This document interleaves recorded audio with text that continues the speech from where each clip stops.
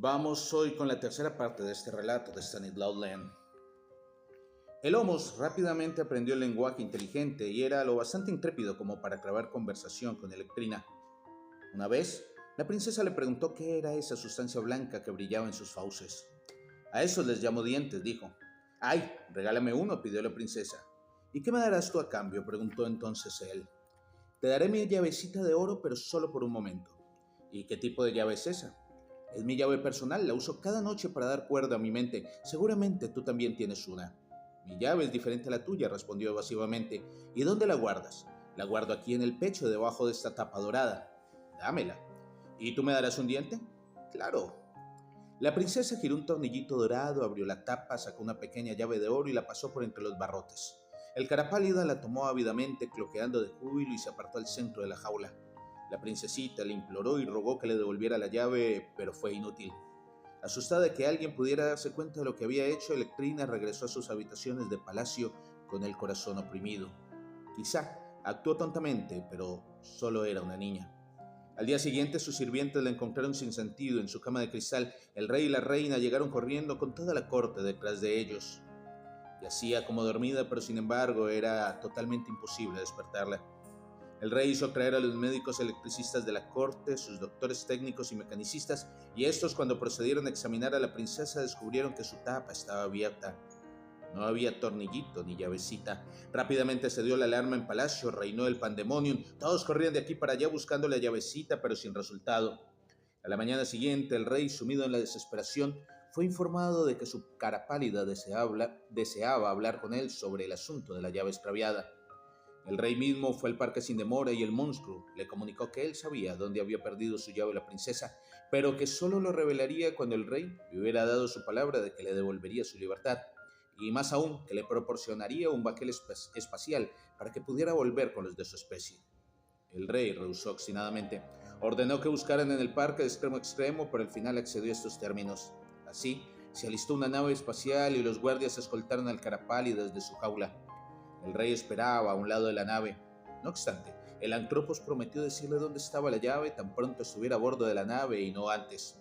Pero una vez a bordo, sacó su cabeza por un respiradero y, enarbolando la brillante llave, gritó: «Aquí está tu llave. Me la llevo conmigo, rey, para que tu hija nunca jamás despierte. Porque tengo sed de venganza, pues tú me humillaste al tenerme en una jaula de hierro para que fuera el esmerreír de todos».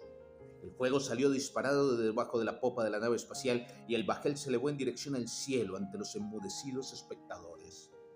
El rey envió a sus rasganubes y cohetes huracán en su persecución, pero todas sus tripulaciones hubieron de regresar con las manos vacías, pues el artero Carapálida había cubierto sus huellas y se les había escurrido. El rey Boludar comprendió ahora cuán equivocado estuvo al no hacer caso de los sabios homologistas, pero el daño ya estaba hecho. Los principales cerrajeros eléctricos trabajaron para moldear un duplicado de la llave. El gran ensamblador del trono, los artesanos reales, los armadores y los artefactotums, los más altos artífices del acero y los maestros forjadores de oro, cibercondes y dinamargraves. Todos vinieron a probar sus habilidades, pero en vano. El rey se dio cuenta que debía recuperar la llave robada por el Carapálida. De no ser así, la oscuridad reinaría para siempre en la razón y los sentidos de la princesa. El rey proclamó entonces por todo el reino que esto y aquello y lo demás allá había ocurrido, que el antrópico Homos Carapálida se había fugado con la llave de oro y que quienquiera que lo capturase, e incluso si solo devolvía la joya dadora de vida y despertaba a la princesa, tendría su mano y ascendería al trono. De inmediato aparecieron por manadas infinidad de aventureros de diversos estilos y tallas. Entre estos se podían encontrar electrocaballeros de gran renombre, charlatanes, estafadores, astroladrones y vagabundos estelares.